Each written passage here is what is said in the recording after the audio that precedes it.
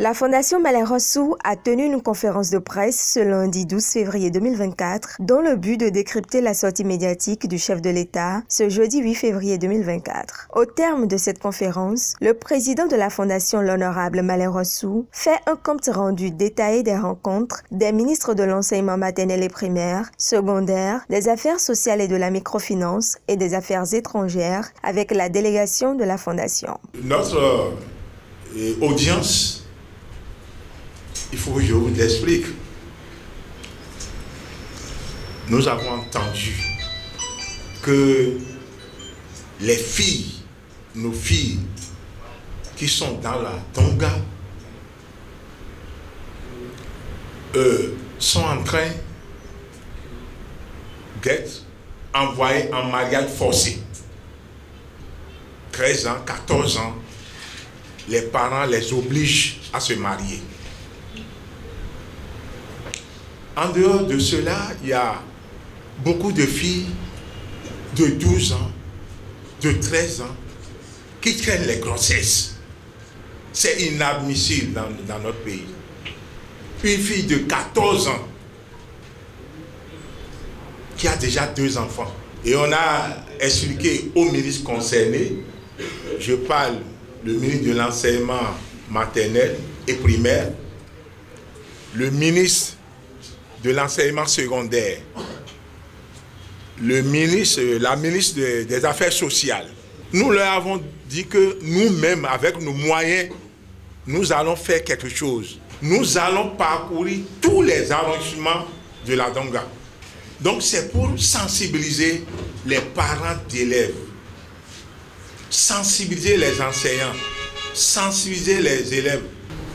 Ensuite, nous avons rencontré le ministre des Affaires étrangères et notre doléance, nous voulons que le gouvernement donne son accord pour que nous allons partir rencontrer nos frères musulmans, les responsables islamiques du Niger, pour expliquer ce que nous voulons, qu'est-ce que nous voulons. Nous allons leur dire que ce qui se passe, c'est la population qui est en souffrance et non ceux qui nous gouvernent, comme la CEDEAO, les chefs d'État. Ils sont en train de faire ce qu'ils peuvent, mais nous allons rentrer dedans et on va leur demander les mêmes délégations. Nous allons rencontrer les oulémas du Nigeria.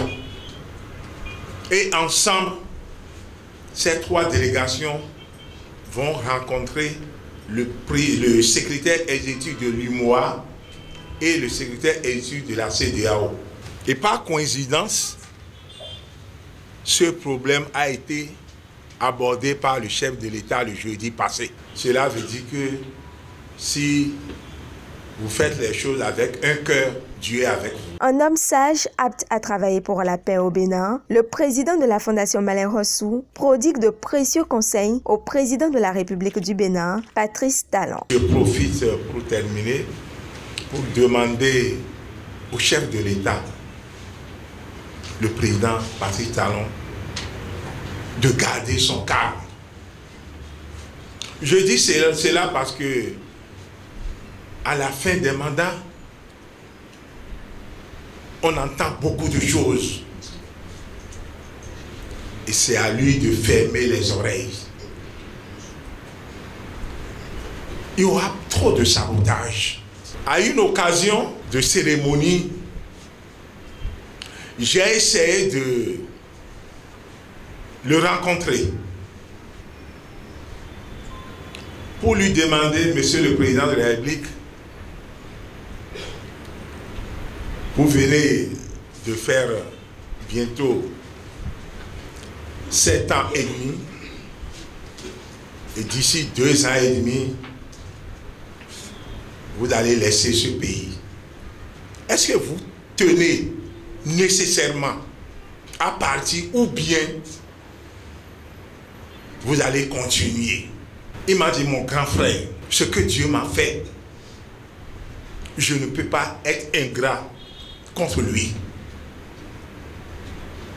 J'ai dit, monsieur le président, comment? Il me dit, j'ai demandé un mandat de 7 ans. Unique. Et Dieu est en train de me donner 10 ans. Et je vais dire, Dieu, je veux encore que lui ne veut pas être ingrat envers le Créateur.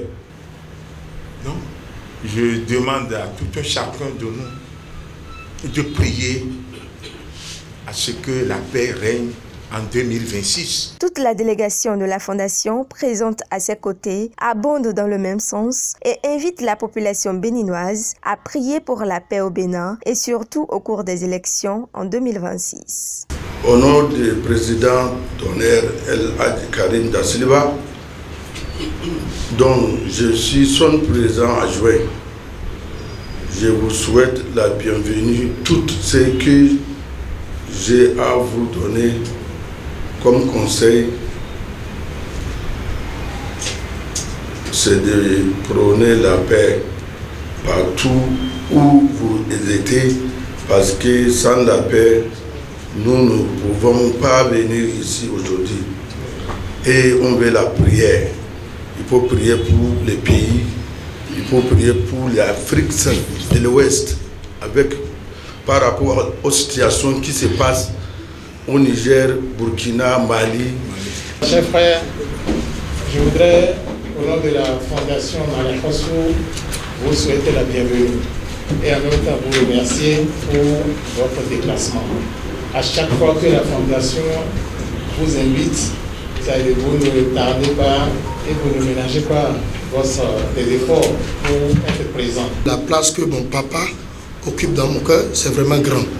C'est la première fois que je l'ai rencontré, mais j'attends souvent ses œuvres et c'est à cause de mon papa, fait partie des gens que je veux emboîter le pas